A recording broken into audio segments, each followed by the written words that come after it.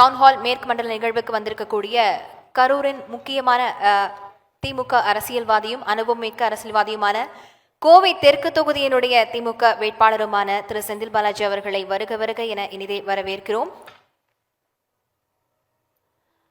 திரு செந்தில் பாலாஜி அவர்களை கௌரவிக்கும் நேரம் இது. அவரை கௌரவிப்பதற்கு எங்களுடைய நியூஸ் 18 தமிழ்நாடு செய்தி ஆசிரியர் திரு கார்த்திகை செல்வன் அவர்களை அன்போடு கேட்டுக்கொள்கிறோம்.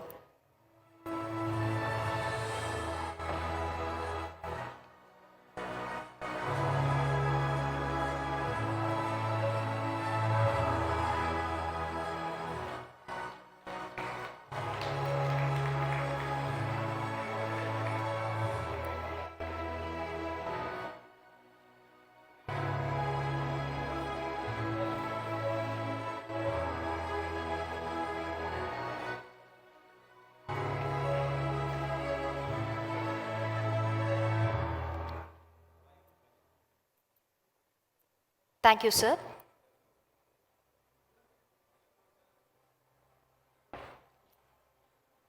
டவுன்ஹால் சென்னையில் நடந்ததைப் போலவே பல்வேறு அரசியல் கட்சித் தலைவர்களும் அரசியல் விமர்சகர்களும் அவங்களுடைய கருத்துக்களை பரிமாறிக்கொண்டார்கள். சட்டப்பேரவை தேர்தலையொட்டி தமிழகத்தினுடைய முன்னேற்றத்துக்கான அவர்களுடைய பார்வைகள் கருத்துக்கள் முன்வைக்கப்பட்டிருந்தன. அதே போலவே இந்த டவுன்ஹால் மேற்கு மண்டலத்தையும் நியூஸ் 18 தமிழ்நாடு முன்னெடுத்து நடத்தி இருக்கிறது. தற்போது இந்த நிகழ்வின் ஒரு பகுதியாக எங்களுடைய சிறப்பு விருந்தினர் திரு செந்தில் பாலாஜி அவர்களை சிறப்புரையாற்ற வருமாறு அன்போடு அழைக்கிறோம்.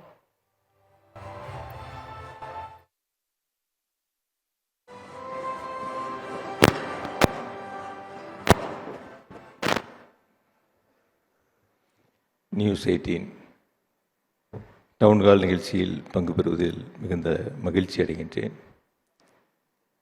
நிறைய இளைஞர்கள், சகோதர சகோதரிகள், உங்களுக்கு அனைவருக்கும் என்னுடைய அன்பு கலந்த வணக்கம். நீங்கள் எல்லோரும் அரசியலுக்கு வரணும். வெறும் பார்வையாளராக இருக்கக்கூடாது. அரசியல் களத்தில் வந்து மக்களுக்கு பணியாற்றக்கூடிய அந்த வாய்ப்பை எல்லோரும் முன்னெடுக்கணும். எடுத்தால் எதிர்காலத்தில் மிக சிறப்பாக இருக்கும். பொதுவாக தமிழ்நாடு அரசியல் களம்ங்கிறது நீங்கள் உற்று நோக்கி பார்ப்பீங்க. பார்த்த வரைக்கும் ஒவ்வொருத்தருக்கும் ஒவ்வொரு விதமான சிந்தனைகள் இருக்கலாம், கருத்துக்கள் இருக்கலாம், எண்ணங்கள் இருக்கலாம். ஒவ்வொருவரும் ஒவ்வொரு கோணத்தில் பயணிக்கலாம். ஆனால் அந்த பயணங்கள் என்பது நாட்டினுடைய வளர்ச்சியாக, நாம் சார்ந்திருக்கக்கூடிய பகுதிகளுடைய வளர்ச்சியாக, இளைஞர்களுக்கான ஒரு வளர்ச்சியாக அமைய வேண்டும். அதுதான் இறுதியான நாம் பயணிக்கக்கூடிய ஒரு பயணத்தினுடைய முடிவாக இருந்தால் மிக நன்றாக இருக்கும். அந்த வகையில் நாம் யாரை தேர்தல் களத்தில் தேர்ந்தெடுக்க வேண்டும், யாருக்கு நாம் வாக்களிக்க வேண்டும், அப்படி வாக்களிக்கின்ற பொழுது யார் தேர்தல் களத்தில் நிற்பவதில் சிறந்தவர்கள் என்பதை சற்று நாம் சீர்தூக்கி பார்த்து அந்த முடிவை எடுப்பது இன்றைய காலத்திற்கு அது சற்று பொருத்தமானதாக இருக்கும் என்று நான் கருதுகின்றேன். பொதுவாக எதுவுமே இல்லாமல் வெறுமனே கேட்கின்ற பொழுதும் பேசுகின்ற பொழுதும் ஒரு கருத்துக்களை சொல்லிவிட்டு அதனுடைய ஒரு கேள்விகளை, துணை கேள்விகளை கேட்கின்ற பொழுது அதுக்கு விடை தெரியாமல் நிற்பதை விட முழுமையாக ஆராய்ந்து அந்த களத்தில் நாம் பயணிக்கின்ற பொழுது நாட்டினுடைய வளர்ச்சியில் நம்முடைய பங்கும் இருக்கிறது என்பதை நாம் நினைத்து பார்த்திட முடியும். அந்த வகையில் தமிழ்நாட்டினுடைய முதலமைச்சர் மாண்புமிகு தளபதி அவர்கள் மே 7ஆம் தேதி 2021 ஆட்சி பொறுப்பை ஏற்றார்கள். அன்றைக்கி ஆட்சி பொறுப்பை ஏற்றுக்கிறப்ப கொரோனா காலம் உச்சத்தில் இருந்துச்சு. மக்கள் வெளியே வர முடியல. நம்மளே நம்ம பெற்றோர்களை பார்ப்பதற்கு கூட, உறவினர்களை பார்ப்பதற்கு கூட, குடும்பத்தாரை பார்ப்பதற்கு கூட பார்க்க முடியாத ஒரு சூழல் அந்த காலகட்டத்தில் ஆட்சி பொறுப்பேற்று கொரோனா காலத்தை கடந்து மக்களுக்கு தேவையானவற்றை செய்துவிட்டு அதற்கு பிறகு அரசினுடைய நிதிநிலையம் எல்லாம் சரி செய்து தொடர்ச்சியாக தேர்தல் களத்தில் கொடுக்கப்பட்ட வாக்குறுதிகளை முழுமையாக நிறைவேற்றக்கூடிய ஒரு அரசாக, ஒரு நல்ல அரசை மாண்பு முதலமைச்சர்கள் நடத்தியிருக்கின்றார்கள். குறிப்பாக மகளிருடைய விடியல் பயணமாக இருக்கட்டும், கலைஞர் மகளிர் உரிமை திட்டமாக இருக்கட்டும், தமிழ் புதல்வனாக இருக்கட்டும், புதுமை பெண்ணாக இருக்கட்டும், இப்படிப்பட்ட திட்டங்களை தேர்தல் களத்தில் சொன்னதும் சரி, காலை உணவு திட்டம் போன்ற சொல்லாத திட்டங்களையும் இந்த 5 ஆண்டுகளில் மாண்பு முதலமைச்சர்கள் நிறைவேற்றி தந்திருக்காங்க. ஒரு தமிழ்நாடு அரசு வளர்ச்சி பெறணும், தொழில் வளர்ச்சி பெறணும் அப்படின்னா வெளிநாடுகளுக்கு சென்று முதலீடுகளை ஈர்ப்பதில் சிறப்பு கவனங்களை செலுத்தி ஏறத்தாழ 12,36,000 கோடி அளவிற்கான வெளிநாட்டினுடைய முதலீடுகளை ஈற்று 36 லட்சம் வேலைவாய்ப்பை உருவாக்கக்கூடிய ஒரு மகத்தான பணியை இந்த 5 ஆண்டுகளில் முதலமைச்சர்கள் சிறப்பாக செய்து முடித்திருக்கின்றார்கள். வெளிநாடு முதலீடுகளை ஈர்ப்பதோடு நம்முடைய தமிழ்நாட்டினுடைய இந்தியாவில் இருக்கக்கூடிய மாநிலங்களில் பொருளாதார வளர்ச்சியில் இரட்டை இலக்க வளர்ச்சி என்ற அளவிற்கு தமிழ்நாட்டை ஒரு தனி மனிதனாக முதலமைச்சராக இருந்து தமிழ்நாட்டை ஒரு உயர்ந்த நிலைக்கு மாண்பு முதலமைச்சர்கள் அழைத்து சென்றிருக்காங்க. உள்ளபடியே நாம் பார்க்கின்ற அரசியல் களத்தில் 50 வயசு ஆயிடுச்சு எனக்கு. ஏறத்தாழ 20 ஆண்டு காலமாக சட்டமன்ற உறுப்பினர் பொறுப்பை நிறைவேற்றி இருக்கின்றேன். அதற்கு முன்பாக 10 ஆண்டுகள் ஒரு கவுன்சிலராக இருந்து பணியாற்றி 50 ஆண்டுகளில் 30 ஆண்டு காலம் பொது வாழ்வில் மக்களோடு 2.5 கலந்து பணி செய்யக்கூடிய ஒரு வாய்ப்பை பெற்றிருக்கின்றேன். ஆக அப்படி நாம் பார்க்கின்ற பொழுது அரசு என்ன செய்கிறது, அரசினுடைய திட்டங்கள் எப்படி நமக்கு வந்து சேர்கிறது என்பதை நாம் பார்க்கின்ற போது முதலமைச்சரை பார்த்து அருகாமையிலிருந்து பல நேரங்களில் நான் வியந்து பார்த்திருக்கின்றேன். அதுக்கு ஒரு உதாரணம் சொல்லணும்னா, சென்னையில் கடுமையான மழை பெஞ்சுது. மழை பெய்யும் போது முதலமைச்சர் தஞ்சாவூரில் இருந்தாங்க. அன்னைக்கு காலையில் தஞ்சாவூர் அரசு நிகழ்ச்சி முடித்துவிட்டு மதிய உணவு திருச்சியில், மாலை நிகழ்ச்சி திருச்சியை நிகழ்ச்சி முடித்துவிட்டு விமானத்தில் சென்னை இரவு முழுவதும் சென்னையை சுற்றி மழை பாதிப்பு இடங்களை பார்வையிட்டு, அப்பொழுது நான் மின்வாரிய அலுவலகத்தில் இருந்து நேராக சென்னை மாநகராட்சியில் முதலமைச்சர் இருக்கிறார் என்று சொன்னவுடன் அங்கு சென்றேன். அவருடன் வாகனத்தில் செல்கின்ற பொழுது நள்ளிரவு 1:30 மணி. வரிசையாக ஒவ்வொரு இடமாக பார்த்துவிட்டு அதிக இடத்திலே அவர்களுக்கான ஆலோசனை சொல்லிவிட்டு இரவு 1:30 மணி கேட்டார். அடுத்து நாம் எங்கே செல்ல இருக்கின்றோம் என்று கேட்டார். அந்த அளவிற்கு ஒரு அக்கறை முதலமைச்சர் மக்கள் மீது நாம் ஏற்றிருக்கக்கூடிய பொறுப்பை சிறப்பாக செய்திருக்கக்கூடிய அளவிற்கு பணிகளை தொடர்ந்து முன்னெடுக்கின்றார்கள். இப்போ கோவையை எடுத்துக்கிட்டிங்கன்னா ஒரு பல திட்டங்கள் அங்கே இன்னும் சிறப்பாக சொல்லணும்னா, கோவையில் ஒரு 10 தொகுதிகளில் ஒரு தொகுதி கூட 2021 திமுக கூட்டணி வெற்றி பெறலை. எதிர்க்கட்சி தான் முழுமையாக வெற்றி பெற்றது. ஆனால் எதிர்க்கட்சி சட்டமன்ற உறுப்பினரும் ஒரு நாளும் முதலமைச்சர் பார்த்ததில்லை. 234 தொகுதியும் தன்னுடைய தொகுதியாக தான் முதலமைச்சர் பார்த்தாங்க. குறிப்பாக இன்னும் கூட சொல்லணும்னா, சென்னை தவிர்த்து அதிக முறை சுற்றுப்பயணம் செய்த மாவட்டம் கோவை மாவட்டம் என்ற பெருமையை முதலமைச்சர் அவர்கள் உருவாக்கி தந்திருக்காங்க. எதிர்க்கட்சிகள் இருந்தாலும் கூட அதிக முறை இங்கு வருகை தந்து அரசு நிகழ்ச்சியிலே பங்கெடுத்து புதிய திட்டங்களுக்கு அடிக்கல் நாட்டி முடிந்த பணிகளை திறந்து வைத்து பல்வேறு பணிகளை முதலமைச்சர் இங்கே கொடுத்துருக்காங்க. அந்த வகையில் ஒரு அரசு நிகழ்ச்சியில் ஒரு 6 திட்டங்களை அறிவித்தார்கள். அறிவித்துவிட்டு அடுத்த முறை கோவைக்கு வருகை தந்து திருப்பூர் செல்ல இருக்கின்ற பொழுது விமான நிலையத்தில் எங்களிடத்தில் ஒரு கேள்வியை கேட்டார். அறிவித்த திட்டங்களுடைய நிலை என்னன்னு கேட்டாங்க. நானும் அதிகாரிகளும் ஒருத்தருக்கு ஒருத்தர் முகத்தை பார்த்துக்கிட்டோம். பரவாயில்ல, நான் திரும்பி வரும்போது எனக்கு அது என்னங்கிற நிலைகளை சொல்லுன்னாங்க. அந்த திட்டங்களை அறிவிப்பதோடு மட்டுமல்ல, அதற்கான நிதி ஒதுக்கீடு, அரசாணை வெளியிடுவது, அந்த திட்டங்களை தொடங்கி வைப்பது, முடித்து மக்களுடைய பயன்பாட்டிற்கு திறந்து வைப்பது வரை முதலமைச்சர் அவர்களை கண்காணித்து அந்த பணிகளை முன்னெடுக்கின்ற பொழுது நாம் ஏன் இதை செய்யக்கூடாது என்று அன்று நான் யோசித்தவன் இப்பொழுது வரை தொடர்ச்சியாக நாம் எந்த நிலைகளை தொடங்கி இருக்கின்றோம், தொடங்கிய பணிகளை நாம் நிறைவு செய்தோம் என்பதை பார்க்கின்ற பொழுது மிக சிறப்பான பணிகளை நாம் மக்களிடத்திலே முன்னெடுத்து செல்ல முடியும். கோவையை பொறுத்தவரை இந்த 5 ஆண்டுகளில் குறிப்பாக நிறையா கோயம்புத்தூரில் இருக்கோம், வெளியூர்லேருந்து இங்கே படிக்கிறோம் அல்லது இங்கே வேலைகளில் இருக்கோம் அப்படின்னா கூட ஒரு 5 வருஷத்துக்கு முன்னாடி இருந்த நிலையில் நம்ம அரசு பொறுப்பேற்ற பிறகு பார்த்திங்கன்னா நிறைய சமூக வலைத்தளங்கள்லையும் பத்திரிகைகள்லையும் தொலைக்காட்சிகளையும் பார்த்தா சாலைகள் மிக மோசமாக இருக்குது, குண்டும் குழியுமாக இருக்குது, குறிப்பிட்ட நேரத்தில் நம்ம பணிக்கு செல்ல முடியல, நிறையா போக்குவரத்து நெரிசலாக இருக்குது, இது போன்ற சூழல்கள் தொடர்ந்து வந்துக்கிட்டே இருந்துச்சு. அப்போ முதலமைச்சர்கிட்ட கேட்டோம், எங்களுக்கு ஒரு சிறப்பு நிதிகள் வேணும் சாலை அமைக்கிறதுக்குன்னு சொல்லி 200 கோடி ரூபாய் ஒதுக்கீடு செஞ்சாங்க. அடுத்த முறை கேட்டோம், அப்புறம் ஒரு 200 கோடி ரூபாய் கொடுத்தாங்க. இப்படி கோவை மாநகராட்சியில் மட்டும் பார்த்தோன்னா 1706 கிலோமீட்டர் அளவிற்கு சாலைகள் மட்டும் இந்த 5 ஆண்டுகளில் அமைக்கப்பட்டிருக்கின்றன. அதுக்கு 760 கோடி ரூபாய் நிதிகளை மாண்பு முதலமைச்சர்கள் கொடுத்துருக்காங்க. கோவை மாநகராட்சியில் 100 வார்டு இருக்குது. இந்த 100 வார்டை நான் பிரித்து பார்க்கும்போது பார்த்தா 8700 கோடி ரூபாய்க்கு இந்த 5 ஆண்டுகளில் கோவை மாநகராட்சியில் மட்டும் வளர்ச்சி திட்டங்களுக்கான பணிகளை முதலமைச்சர் கொடுத்துருக்காங்க. பாதாள சாக்கடை தொடங்கி குடிநீர் திட்ட பணிகள், கட்டிடப் பணிகள், சாலை வசதிகள் என 8700 கோடி ரூபாய் அளவிற்கான பணிகளை தந்திருக்கின்றார்கள். பெரியார் நூலகம் பார்த்துருப்போம், நம்ம 300 கோடி ரூபாய் கொடுத்துருக்காங்க. பெரியார் அறிவுலகம் அதற்கு பெயர் வைத்திருக்கின்றார்கள், அடிக்கல் நாட்டியிருக்கின்றார்கள்.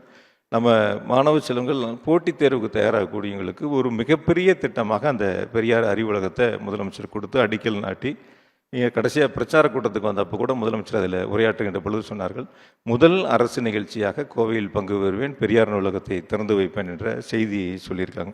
அந்த 300 கோடி ரூபாய்க்கு அந்த திட்டம்ங்கிறது கோவையினுடைய ஒரு அடையாளமாக அமையக்கூடிய மிக சிறப்பு வாய்ந்த திட்டமாக முதலமைச்சர்கள் கொடுத்து அதை இப்போ பணிகள் நிறைவு பெற்றிருக்கின்றன.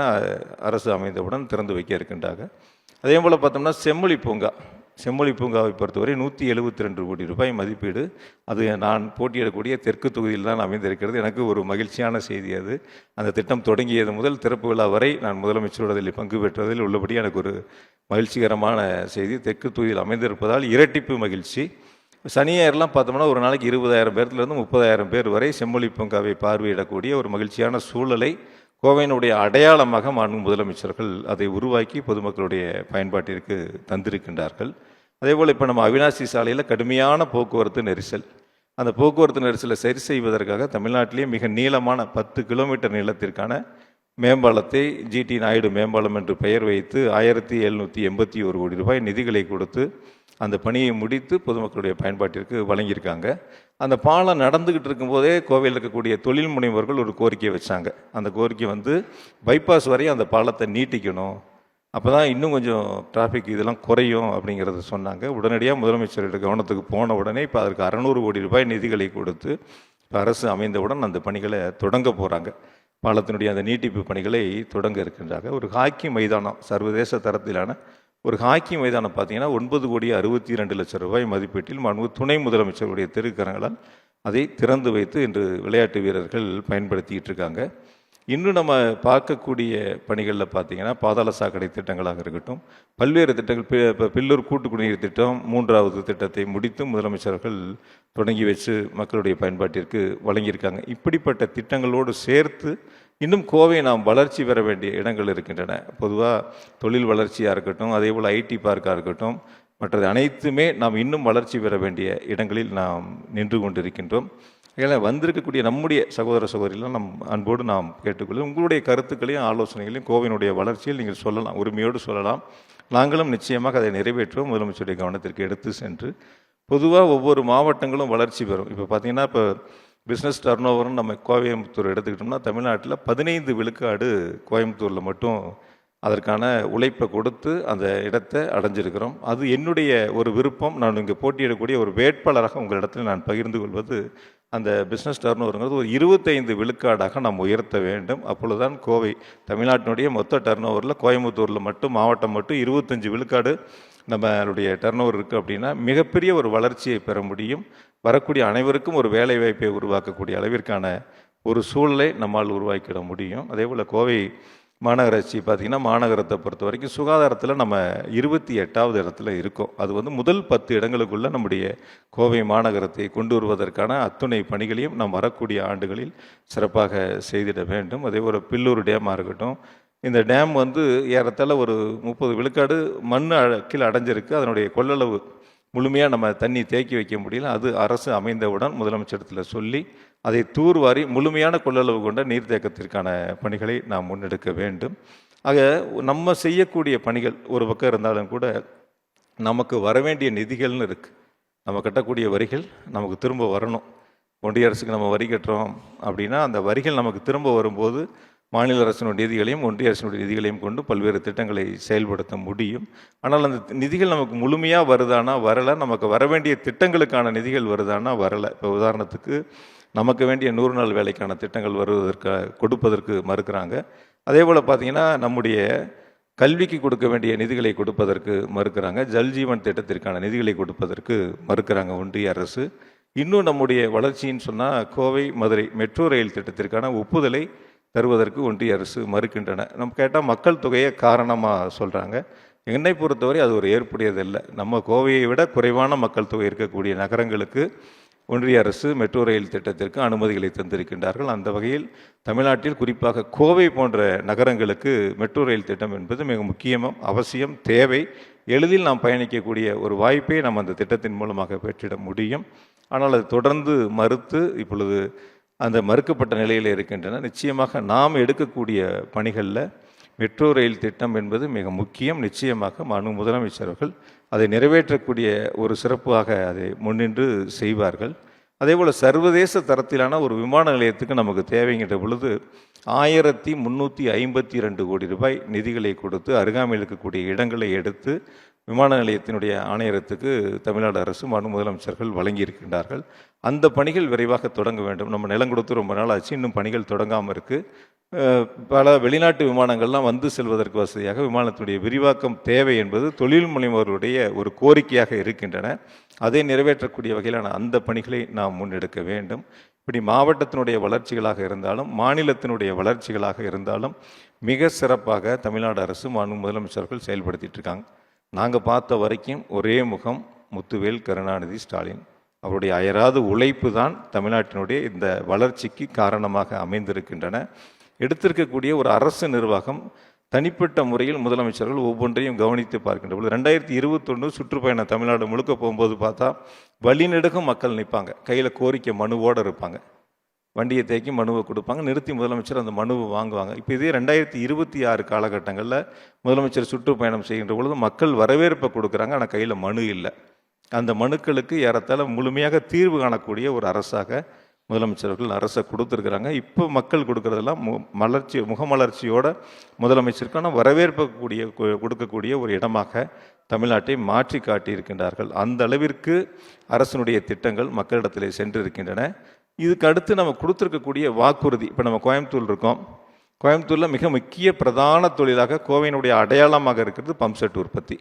அப்போ அந்த பம்ப்செட் உற்பத்தி இருக்கக்கூடிய இந்த காலகட்டங்களில் தொழில் நலிவடைஞ்சிக்கிட்டே வருது. அப்படிங்கிறப்ப இந்த தேர்தல் அறிக்கையில் 20 லட்சம் விவசாயிகளுக்கு மீட்டர் பொருத்தப்படாத பம்ப்செட் வழங்கப்படும்ங்கிற ஒரு வாக்குறுதியை முதலமைச்சர் கொடுத்துருக்காங்க. இந்த திட்டத்தின் மூலமாக 20 லட்சம் விவசாயிகள் ஒரு பக்கம் பயன்பெறுகின்றார்கள், மறுபக்கம் அந்த பம்ப்செட் உற்பத்தியாளர்களுடைய தொழிலை மேம்படுத்தக்கூடிய ஒரு சிறப்பு நேர்வாக முதலமைச்சர்கள் இந்த திட்டத்தை அறிவிச்சிருக்காங்க.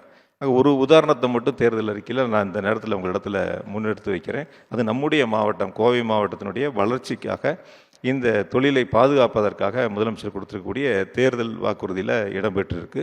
அதை அந்த பம்ப்செட் உற்பத்தியாளரும் முதலமைச்சரை சந்தித்து தங்களுடைய நன்றியை தெரிவித்தாங்க. இந்த மாதிரி தேர்தல் அறிக்கையில் சேர்த்ததுக்கு எங்களுக்கு சந்தோஷமாக இருக்குது, மனமார்ந்த நன்றி அப்படின்னு முதலமைச்சரை பார்த்து சொன்னாங்க. இப்படி நாம் அடுத்த அரசு அமையக்கூடிய அந்த காலகட்டங்களில் செயல்படுத்தக்கூடிய திட்டங்களை தேர்தல் அறிக்கையாக மாண்பு முதலமைச்சர்கள் வழங்கியிருக்கின்றார்கள். ஒவ்வொரு அறிவிப்பும் அந்த வாக்குறுதிகளும் முத்தாய்ப்பாக அமைந்திருக்கின்றன. அந்த வாக்குறுதிகளை எதையெல்லாம் நிறைவேற்ற முடியுமோ அதை மட்டுமே முதலமைச்சர்கள் தேர்தல் அறிக்கைகளை சேர்த்திருக்கின்றார்கள் என்று பார்க்கின்ற பொழுது மாண்பு முதலமைச்சர்களும் துணை முதலமைச்சர்களும் நாட்டினுடைய வளர்ச்சியிலும் குறிப்பாக ஒவ்வொரு மாவட்டத்தினுடைய வளர்ச்சிகளும் எல்லோருக்கும் எல்லாம் என்று சொல்கின்ற பொழுது அனைத்து மாவட்டங்களுக்கும் சரிசமமான வளர்ச்சி என்ற நோக்கத்தோடு தான் மாண்பு முதலமைச்சர்கள் மிக சிறப்பாக எடுத்து சென்றிருக்கிறார்கள். அனைத்து மாவட்டங்களுக்கும் அந்த மினி டைட்டில் பார்க் அமைக்கப்படும் என்ற மிக சிறப்பான ஒரு அறிவிப்பை கொடுத்துருக்காங்க அந்த தேர்தல் அறிக்கையில். எல்லா மாவட்டங்களும் இப்போ எங்கள் மாவட்டத்தில் நாங்கள் 38 கோடி ரூபாய்க்கு கரூர் மாவட்டத்தில் அடிக்கல் நாட்டி பணிகள் நடந்துக்கிட்டு இருக்கு. அப்போ எல்லா மாவட்டங்களுக்கும் செல்லுகின்ற பொழுது நம்ம வீட்டிலேருந்து நம்ம வேலைக்கு போகிறோம், நம்ம ஐடி பார்க்கில் வேலை செய்யுங்கிற அந்த ஒரு வாய்ப்பை உருவாக்க முடியும். பெங்களூர் போகணும், கோயம்புத்தூர் போகணும், சென்னை போகணுங்கிற நிலையை மாற்றி அந்தந்த மாவட்டங்களிலே ஒரு வேலை வாய்ப்பை உருவாக்குவதற்கான ஒரு சிறப்புமிக்க நேர்வாக அந்த தேர்தல் அறிக்கையிலே வழங்கியிருக்கின்றார்கள். 1.5 லட்சம் அரசு பணியிடங்கள் விரைவாக நிறைவேற்றப்படும் என்ற அந்த வாக்குறுதியும் கொடுத்துருக்காங்க. இப்படியாக அரசனுடைய திட்டங்கள் மக்களிடத்திலே சென்று சேர்ந்து வளர்ச்சி ஒரு பக்கம். நான் ஒரே ஒரு உதாரணத்தை சொல்லி நிறைவு செய்கிறேன். ஒரு கல்லூரிக்கு ஒரு நிகழ்ச்சிகளுக்காக நான் அங்கே சென்றிருந்த பொழுது ஏறத்தாழ ஒரு 1200 மாணவிகள் அந்த அரங்கத்தில் அமர்ந்திருந்தாங்க. அந்த அரங்கத்தில் பேசிகிட்டு இருக்கும்போது கல்லூரி தாளர் நானும் எல்லாம் பேசி முடிச்சுட்டு யதார்த்தமாக ஒரு கேள்வியை கேட்டேன். இந்த அரங்கத்தில் இருக்கிறதுல யாரெல்லாம் புதுமை பெண் திட்டத்தில் மாதம் 1000 ரூபாய் ஊக்கத்தொகை பெறீங்கன்னு கேட்டேன். அதில் 80 விழுக்காடு கை தூக்குனாங்க.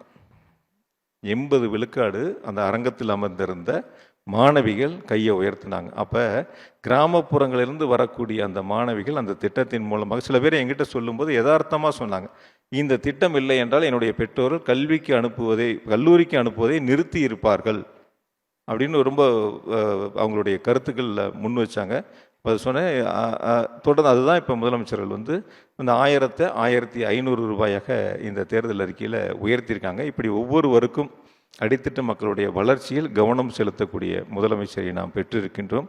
ஆகையால் இந்த டவுன்ஹால் நிகழ்ச்சியின் மூலமாக நான் உங்களிடத்திலே முன்வைப்பது தமிழ்நாடு அரசு, தமிழ்நாட்டு மக்கள் வளர்ச்சி பெற வேண்டும், அனைத்து மாவட்டங்களும் வளர்ச்சி பெற வேண்டும். அதில் கோவை மாவட்டம் மிக சிறப்பான ஒரு வளர்ச்சியை நாம் உருவாக்கிட வேண்டும். அதற்கு நாம் அனைவரும் இணைந்து பணியாற்றிட வேண்டும்.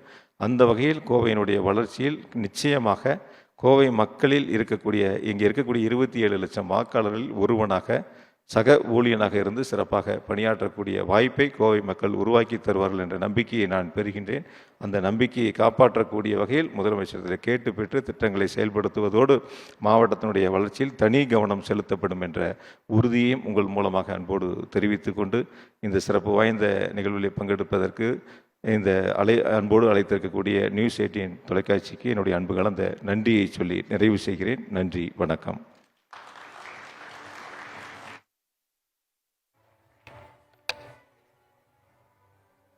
சிறப்புரையாற்றிய திரு செந்தில் பாலாஜி அவர்களுக்கு நன்றி. தொடர்ச்சியாக இந்த டவுன்ஹால் நிகழ்வில் அடுத்த ஒரு மிக முக்கியமான கலந்துரையாடல் நிகழ்வு நடைபெறவிருக்கிறது. இந்த கலந்துரையாடல் திரு செந்தில் பாலாஜி அவர்களுடன் எங்களுடைய செய்தி ஆசிரியர் திரு கார்த்திகை செல்வனும் திரு விவேக் நாராயணன் அவர்களும் மேற்கொள்வார்கள்.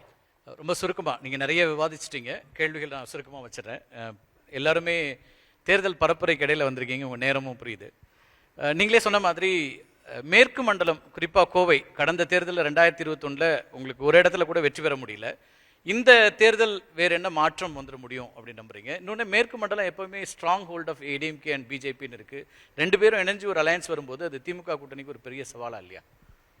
இல்லை, 2021 தேர்தல் அப்பையும் ரெண்டு பேரும் இணைஞ்சு தான் இருந்தாங்க. ஏடிஎம்கே பிஜேபி சேர்ந்து தான் இருந்தாங்க. அப்போ ஒரு தொகுதியில் நாங்கள் ஒரு 1400 வாக்குகள் வித்தியாசத்தில் வெற்றி வாய்ப்பை இழந்திருக்கோம்.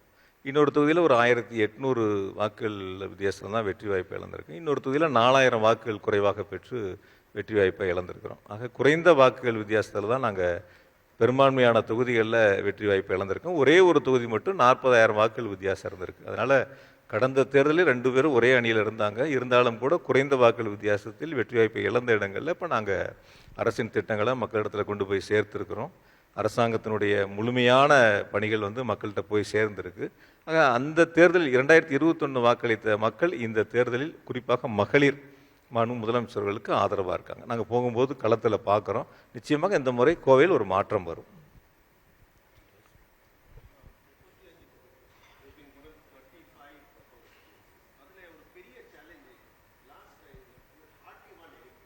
So your leadership has given you a work which is both challenging, both difficult, and to add to it is a Vijay factor.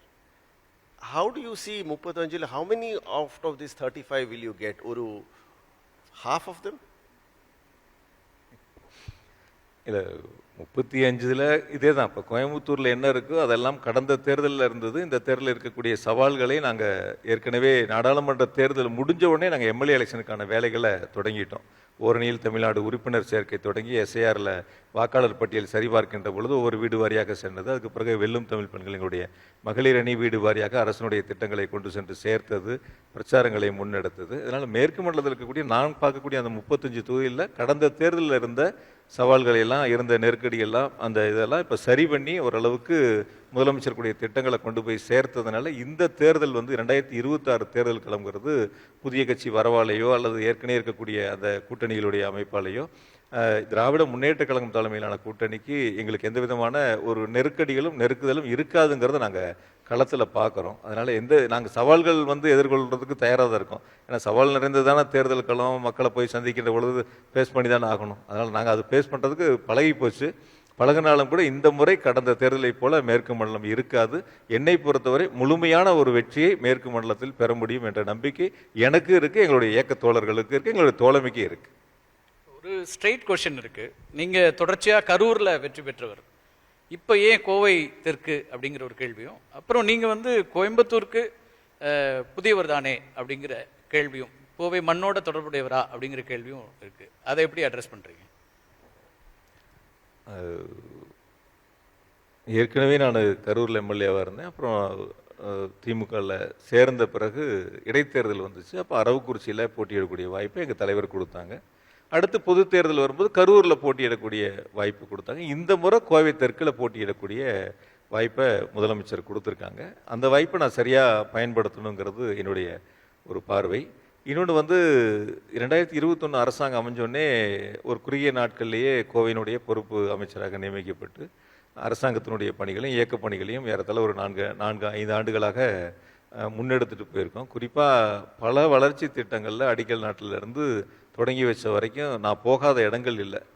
இங்கே பொறுப்பு எனக்கு கொடுத்த உடனே 150 இடங்களில் ஒவ்வொரு வார்டு வாரியாக மாநகராட்சியில் 100 வார்டு, நகராட்சி பேரூராட்சிகளில் போய் நாங்கள் நேரடியாக போய் மனுக்கள் வாங்கினோம். 1,41,000 மனுக்கள் நேரடியாக நாங்களே வாங்கினோம். 150 இடத்துலையும் நானே கலந்துக்கிட்டேன். அதுக்கு பிறகு அந்த மனுக்களுக்கு தீர்வு காணக்கூடிய வகையில் முதலமைச்சர் வருகை இருந்தாங்க. அதுக்கான உத்தரவுகள்லாம் கொடுத்தாங்க. அதனால் கோவைக்கு நான் புதியவன் அல்ல. ஏற்கனவே இங்கே மக்களோட பழகி அவருடைய கோரிக்கைகளை கேட்டு தொழில் முனைவோர்களை பல முறை சந்தித்து அவருடைய கோரிக்கைகளையும் கேட்டு அரசனுடைய கவனத்திற்கு, முதலமைச்சருடைய கவனத்திற்கு கொண்டு சென்று சேர்த்துருக்கிறேன். இன்னும் கூட நான் கொஞ்சம் வெளிப்படையாக சொல்லணும்னா, என்னை ஏற்று நிற்கக்கூடிய எதிர்க்கட்சி வேட்பாளர் அவர் எனக்கு தெரிஞ்சு ஒரு 25 வருஷத்துக்கு முன்னாடி அவர் இந்த ஊருக்கு வந்திருப்பார். அர்ஜுன் சொல்றீங்களா? நான் அப்படிதான் சொல்றேன். அவர் ஒரு 25 வருஷத்துக்கு முன்னாடி வந்திருப்பார், நான் ஒரு 5 வருஷத்துக்கு முன்னாடி வந்திருக்கேன். அவருக்கு ஒரு 60+ இருக்கலாம், ஏஜ் 65 இருக்குன்னு நான் நினைக்கிறேன். எனக்கு 50 ஆகுது. அப்போ அவருடைய வயசுக்கு அவர் வந்திருக்காரு, என் வயசுக்கு நான் வந்திருக்கேன். 2 பேரும் வந்து சொல்லப்போனால் எங்கே பிறந்த இடம்னு இருக்குல்ல, அதுதானே. கோவையில் இருக்கக்கூடிய மக்கள் வந்து உள்ளூர் வெளியூர்னு நான் பார்த்து இது வரைக்கும் அவங்க பழகினது இல்லை. யார் நல்லது செய்வாங்கன்னு பார்க்குறாங்க. யார் நல்லது 10 இடங்கள்ல எவ்வளவு இடங்கள்ல வெற்றி பெறும் திமுக கூட்டணி? 10 ஜெயிக்கும். 10 ஜெயிக்கும், அந்த நம்பிக்கை எனக்கு. 0ல இருந்து 10 எப்படி சாத்தியம்? ஏன் முடியாதுன்னு கேட்குறோம். அந்த அளவுக்கு நாங்கள் செஞ்சிருக்கிறோம் மக்களுக்கு. அந்த அளவுக்கு முதலமைச்சர் கொடுத்துருக்காங்க. நிறைய செஞ்சிருக்கிறோம் மக்கள்கிட்ட வந்து இன்னும் செய்ய போகிறோம் நாங்கள். அதனால 10 ஜெயிக்கிறதுக்கு தான் நாங்கள் வேலை பார்க்குறோம். நாங்கள் இப்போ போட்டிக்கு போகும்போதே வந்து நீங்கள் ஃபர்ஸ்ட் ப்ரைஸ் வாங்கியா செகண்ட் ப்ரைஸ் வாங்கினா, நான் செகண்ட் ப்ரைஸ் தான் வாங்குறதுக்கான ஓட்டப்பந்தயத்தில் கலந்துக்கிறேன்னு சொல்றது இல்லை. இப்போ கூட்டணி கட்சிகளும் களத்தில் இருக்கிறாங்க. இப்போ காங்கிரஸ் 2 இடத்துல இருக்கிறாங்க. இப்போ நீங்கள் திமுக 7 இடத்துல தான் போட்டியிடுது இல்லையா? 10ல் 7. அப்போ கூட்டணி கட்சிகளுக்கும் சேர்த்து நீங்கள் இந்த 10ன்னு சொல்றீங்களா, இல்லை அதை எப்படி பார்க்கணும்? இல்லை, கூட்டணி அதுக்கான அக்கௌண்டபிலிட்டியும் திரு செந்தில் பாலாஜி எடுத்துக்கிறாரான்னு கேட்குறேன். ஆமாம், கூட்டணி சேர்த்து தானே ஜெயிக்கணும். இப்போ நாங்கள் போட்டியிடங்கிறதுல கூட்டணி எங்களுக்கு ஒர்க் பண்ணுறாங்க, கூட்டணி போட்டியிடங்கிறதுல நாங்கள் அவங்களுக்கு வேலை பார்க்குறோம். அப்போ சேர்ந்து தானே பயணிக்கிறோம். அப்புறம் கூட்டணிக்கு சேர்த்து நம்ம தானே பொறுப்பெடுத்துக்கணும். நம்ம வேலை செய்கிற இடத்துல அவங்க வேலை செய்யணும், அவங்க செய்கிற இடத்துல நம்ம வேலை செய்யணும். அப்போ 10 சேர்ந்து ஜெயிக்கணும். அப்போ தான் வந்து தேர்தல் களம்ங்கிறது 0லேருந்து 10 வர முடியாது அப்படிங்கிறதெல்லாம் கிடையவே கிடையாது. 0லேருந்து 10 உறுதியாக வர முடியும். ஓகே. இப்போ பலம் your calculations are all based on 30 years you've been a grassroots level worker. You know what to calculate, what not to calculate. இதுல ஒரு பெரிய X factor வந்து Vijay. We know some idea on how down south Vijay will work. இங்கே western ஜோனில் what will be Vijay's winning percent? Will he be deciding who will be winning? Sir, அந்த புதிய கட்சியை பொறுத்த வரைக்கும் இன்னும் ஒரு தேர்தல் கூட அவங்க சந்திக்கலை. நம்ம வெளியில் வந்து சர்வேயில் சொல்கிறது, பொதுவான கருத்துக்களை சொல்கிறது, இந்த குறைஞ்ச வயசு இருக்கிறவங்க அங்கே இருப்பாங்க அப்படிங்கிறது சொல்கிறது, நான் கிரவுண்டில் பார்த்த வரைக்கும் அப்படி முழுசாக தெரியலை. ஒரு தேர்தல் சந்தித்து அவங்களுடைய வாக்கு வங்கி என்ன இருக்குங்கிறத பார்த்தா தான் நம்ம அடுத்தது என்னங்கிறத அவங்க தீர்மானிக்க முடியும். அதனால் சில நேரங்கள் நான் சொல்லுவேன், நான் முதலமைச்சர் அவர்கள் கலந்துக்கிறதோ, துணை முதலமைச்சர்கள் கலந்துக்கிறதோ, அல்லது எதிர்க்கட்சி தலைவர் கலந்துக்கிறதோ, அந்த நிகழ்ச்சி நடக்கும்போது தான் சில தொலைக்காட்சிகள் நேரலையில் போடுவாங்க. ஆனால் சில தொலைக்காட்சிகள் வந்து இப்போ புதிய கட்சி வீட்டில் கிளம்பும் போதே வெறும் காரை ரோட்டில் காட்டுற மாதிரியும், விமான நிலையத்துக்குள்ளே போகிற மாதிரியும், அந்த மாதிரி ஒரு நேரலை காட்டுறங்கிற மாதிரி வந்து ஒரு முக்கியத்துவம் கொடுக்கலாம். அது வந்து ஒரு வளர்ச்சி அடைஞ்சதுக்கப்புறம் கொடுக்குறோங்கிறது வேற. அந்த வளர்ச்சிக்கே வந்து ஊடகமாக இருக்கட்டும் அல்லது சமூக வலைத்தளங்களாக இருக்கட்டும், அந்த மாதிரியான ஒரு முன்னிலைப்படுத்தக்கூடிய நிகழ்வாக தான் நான் பார்க்குறேன். மக்கள் மத்தியில் கிரவுண்ட் லெவலில் இருக்கிறதுல நான் பார்த்த வரைக்கும் நம்ம எதிர்பார்க்குற அளவுக்கு, அதை நம்ம பொது வெளியில் பேசக்கூடிய அளவிற்கான ஒரு வாக்கு வங்கி இல்லைங்கிறதா என்னுடைய கருத்து. போட்டி திமுக அதிமுக அணிகளுக்கு இடையில தாங்கிறீங்களா சார்? கள நிலவரம் எதார்த்தம் அதுதான். கிரவுண்டில் நீங்கள் பாருங்கள், பலமுனை போட்டி, குறிப்பாக 4 முனையாக இப்போ இன்னைக்கு தேர்தல் களத்தில் இருக்கிறாங்க. இப்போ 4 பேரில் 3 பேர் திமுக கூட்டணியில் இருக்கிறவங்க திமுக அணி சார்பாக பேசக்கூடியதை பார்க்குறோம். 3 அணிகள் திமுக மீது விமர்சனங்களை வைக்கிறாங்க, ஆட்சி மீது விமர்சனங்களை வைக்கிறாங்கன்னா அதுக்கு வந்து பப்ளிக்கில் ஒரு எஃபெக்டிவான ஒரு சென்ஸ் வராதா? அது ஆன்டி இன்கம்பன்சி இன்னும் கூட்டாதா? அதை எப்படி பார்க்குறீங்க?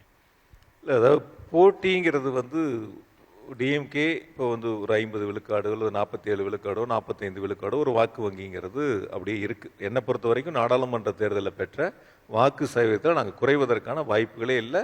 எங்களுடைய சதவீதம் கூடுவதற்கான வாய்ப்புகள் தான் கிரவுண்டில் நாங்கள் பார்த்த வரைக்கும் நாடாளுமன்ற தேர்தலை விட வாக்கு சதவீதம் கூடுவதற்கான வாய்ப்புகள் தான் இருக்குது. நாங்கள் பெற்ற வாக்கு சதவீதத்தை விட மீதம் இருக்கக்கூடியது நீங்கள் சொல்லக்கூடியவங்க அவங்களுக்குள்ள ஷேர் பண்ணிக்க தான் ஆகணும். இப்போ அதிமுக கூட்டணியாக இருக்கட்டும், இல்லை புதிய கட்சியாக இருக்கட்டும், அல்லது நாம் தமிழராக இருக்கட்டும், அது அவங்களுக்குள்ளே இருக்கக்கூடிய மீதம் இருக்கிறது தான் அவங்க பிரிச்சுக்க முடியும். அதுக்கான வாக்கு தான் இருக்கும். ஆக தேர்தல் முடிவுக்கு பிறகு தான் வந்து எதிர்க்கட்சி கூட்டணி எவ்வளோ வாக்குகளை வாங்கினாங்க, புதிய கட்சி எவ்வளோ வாங்குச்சு, நாம் தமிழர் எவ்வளோ வாக்குகள் வாங்குச்சுன்னு களத்தில் பார்க்க முடியும். ஸோ நிறைவா இப்போ வந்து கோயம்புத்தூர்லேருந்து ஒரு கொஷின் ரொம்ப நாளாக இருந்தது. ஏன்னா அரசாங்கம் 5 ஆண்டுகள் இருந்துச்சு. நேரடியாக எங்களோட பிரச்சனைகளை பேசுறதுக்குன்னு இங்கே அமைச்சர், அஃப்கோர்ஸ் நீங்கள் பொறுப்பு அமைச்சராக இருந்தீங்க, அதுக்கு பிறகான நேரடியான அமைச்சர் இல்லை அப்படின்னாங்க.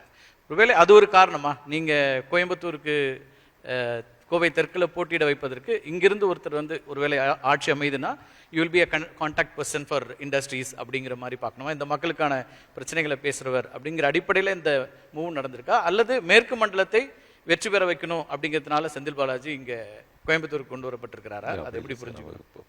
4 வருஷமா இந்த வேலை தான் பார்த்துட்டு இருக்கோம். நாடாளுமன்ற தேர்தலுக்கு பிறகு சட்டமன்ற தேர்தலுக்கான பணிகள் கொடுக்கும்போது எங்களை மண்டல வாரியாக பிரித்து பொறுப்பாளர்களை எங்கள் தலைவர் நியமித்தாங்க. அந்த வகையில் மேற்கு மண்டலத்தில் பணியாற்றக்கூடிய வாய்ப்பை கொடுத்துருக்காங்க. பொதுவாக கோவைக்கு யாராவது ஒருத்தர் பொறுப்பு எடுத்துக்கணும். தொழில்துறையினர் சொல்லக்கூடிய கருத்துக்கள், பொதுமக்கள் சொல்லக்கூடிய கருத்துக்கள், அரசு இடத்துல சொல்வது, அரசாங்கத்திடம் சொல்வது, முதலமைச்சருடைய கவனத்துக்கு எடுத்துகிட்டு போகுது, இதெல்லாம் நிறைவேற்றக்கூடிய வகையில் யாராவது ஒருத்தர் பொறுப்பு எடுத்துக்கணும். அந்த வேலைகள் தான் 4 வருஷம் நம்ம இங்கே இருந்து பார்த்தோம். இடையில கொஞ்சம் கேப் ஆச்சு, மற்றபடி தொடர்ந்து நம்ம இங்கே இருந்து பார்த்தோம். அதனால் இப்போ எல்லாத்தோடு நம்ம பழகியிருக்கிறோம். தொழில் முனைவராக இருக்கட்டும், மக்களாக இருக்கட்டும், எல்லாத்தோடு பழகியிருக்கோம். இப்போ நம்ம அந்த வேலைகளை ஈஸியாக எடுத்துகிட்டு போக முடியும். அப்படி ஒரு வாய்ப்பாக கூட இருக்கலாம். அதனால் வந்து பொதுவாக நம்மள அது யார் அடுத்த அரசாங்கம் அமைந்து யார் அமைச்சருங்கிறத முதலமைச்சர் தீர்மானிப்பாங்க. அது யாரோ ஒருத்தர் இங்கே வரக்கூடிய, இப்போ 10ல் 0 இருந்ததுனால யாரும் இங்கே அமைச்சர் கொடுக்கக்கூடிய வாய்ப்பு இல்லாமல் போச்சு. இந்த முறை நாங்கள் 10க்கு 10 வருகின்ற பொழுது யாராவது அந்த வாய்ப்பை முதலமைச்சர் கொடுக்கின்ற பொழுது அவர்கள் இன்னும் மாவட்டத்தை வலிமையாக்குவாங்க. அரசு திட்டங்களாக இருந்தாலும் இயக்கமாக இருந்தாலும் ரெண்டையும் வலிமையாக்குகின்ற பொழுது இன்னும் அடுத்த களங்கிறது வந்து கோவையினுடைய வளர்ச்சியில் முக்கிய பணியாற்றுவோம். கோயம்புத்தூருக்கு இந்த விஷயம் செய்வோம் அடுத்த 5 ஆண்டுகள் அப்படின்னா எதை மையப்படுத்துறீங்க சார்? பொதுவாக கல்வியாக இருக்கட்டும், மருத்துவமாக இருக்கட்டும், தொழிலாக இருக்கட்டும், தென்னிந்தியாவின் மான்செஸ்டர்னு சொல்கிறோம், எல்லா வகையிலும் கோவையை பொறுத்த வரைக்கும் ஒரு வளர்ச்சி பெற்ற மாவட்டம். குறிப்பாக இங்கே இருக்கிற உழைப்பு மிக கடுமையான உழைப்பு. ஒவ்வொருத்தரும் வந்து ஒவ்வொருடைய உழைப்பு வந்து 2 தலைமுறை 3 தலைமுறை தாண்டி இன்னும் தொழிலில் நிலைச்சு நிற்கிறாங்க. இந்த மாவட்டம் வளர்ச்சி அடைந்ததுன்னா அவருடைய கடுமையான உழைப்பு. அந்த உழைப்புக்கான அரசனுடைய திட்டங்கள் இன்னும் நம்ம முழுமையாக சேர்க்க வேண்டியது இங்கே இருக்குது. தொழில்துறையில் இன்னும் வளர்ச்சி பெற வேண்டியது இருக்குது. அடிப்படை கட்டமைப்புகளை மேம்படுத்துவதில் இன்னும் அரசு கவனம் செலுத்தி முழுமையாக கொண்டு வந்து சேர்க்க வேண்டிய பணிகள் இருக்குது. கல்வியாக இருக்கட்டும், மருத்துவமாக இருக்கட்டும், இன்னும் நாம் சிறப்பாக இங்கே செய்ய வேண்டிய பணிகள் இருக்குது. அதையெல்லாம் தொகுத்து முதலமைச்சர்கிட்ட கொடுத்து நாங்கள் செயல்படுத்துவோம். நிறைவு கேள்வி. திரு பியூஷ் அவர்கள் இதுக்கு முன்னாடி அமர்வில் பேசினாங்க. தமிழ்நாட்டில் சட்டம் ஒழுங்கில் தொடங்கி மகளிர் பாதுகாப்புன்னு பல பிரச்சனைகள் இருக்குது. அப்போ ஆட்சிக்கு எதிரான ஒரு மனநிலை இங்கே நிறைய இருக்கு அப்படின்னு ஒரு கருத்து முன் வச்சிருக்கிறாரு. அதை எப்படி பாக்குறீங்க? எப்படி எதிர்கொள்ள போறீங்க? ஒரு முறை ஒரு மணிப்பூர் போயிட்டு வந்திருந்தாருன்னா இதை பேசியிருக்க மாட்டாருன்னு நான் நினைக்கிறேன். ஒரு முறை ஒரு அமைச்சரா மணிப்பூர் போயிருந்தாருன்னா இதெல்லாம் கருத்துக்கள் தமிழ்நாட்டில் வந்து பேசியிருக்க மாட்டாருன்னு என்னுடைய தனிப்பட்ட கருத்து. அது தமிழ்நாட்டை பொறுத்த வரைக்கும், அதாவது கடந்த காலங்களில் இருந்த குற்றங்களுக்கும் இப்போ இருக்கிற குற்றங்களுக்கும் ஒப்பிட்டு பார்க்கணும். கடந்த காலங்களில் பொள்ளாச்சி சம்பவம் எல்லாத்துக்கும் நாடே தெரியும். பொள்ளாச்சி சம்பவம் என்ன நடந்துச்சு, எப்படி நடந்துச்சு, அது எப்படி வந்து சில பேர்த்த பாதுகாத்தாங்க, அதுக்கப்புறம் எப்படி வெளிச்சத்துக்கு வந்துச்சு எல்லாமே தெரியும். அது மாதிரி இந்த நேரங்களில் வந்து நம்ம அது ஒரு அரசியலாக்க விரும்பலை. தமிழ்நாட்டை பொறுத்த வரைக்கும் சட்டம் ஒழுங்கு கட்டுப்பாட்டில் தான் இருக்குது. முதலமைச்சர் ரொம்ப இரும்பு கரம் கொண்டு சட்டம் ஒழுங்கை சரியாக தான் கையாளுறாங்க. அதனால் எந்த வகையிலும் இது தேர்தல் களத்திற்காக சொல்லக்கூடிய சில கருத்துக்கள் அதெல்லாம் நான் அப்படி தான் பார்க்குறேன். எப்படி அவங்க கூட்டணி சேர்ந்திருக்காங்க, போன தேர்தலப்ப அதிமுக எப்படி அவங்க விமர்சனம் பண்ணாங்க, அதிமுக கட்சி அப்படி ஆட்சியை பற்றி அப்போ அவங்க ஆளுங்கட்சியாக இருக்கும்போது எப்படி விமர்சனம் பண்ணாங்க, இப்போ 2 பேரும் ஒன்றா கூட்டணியில் தான் இருக்காங்க. இங்கே எதையாவது ஒரு கருத்துக்களை சொல்லி வாக்குகளை கேட்கணும். அதுக்கான கருத்தாக தான் நான் பார்க்குறேன். தவிர தமிழ்நாட்டை பொறுத்த வரைக்கும் பிஜேபி ஆளக்கூடிய மாநிலங்களை விட மிக சிறப்பாக இங்கே சட்டம் ஒழுங்கு பாதுகாக்கப்படுகிறது. விமர்சனங்கள் 2 பக்கங்களையும் வச்சிருக்காங்க. கூட்டணிகள் மாறி இருக்குது. மக்கள் என்ன முடிவு பண்ணுறாங்க அப்படிங்கிறதா முக்கியமானதாக இருக்கும். உங்களுடைய வருகைக்கும் கருத்து பெயருக்கும் மிக்க நன்றி. நன்றி நன்றி.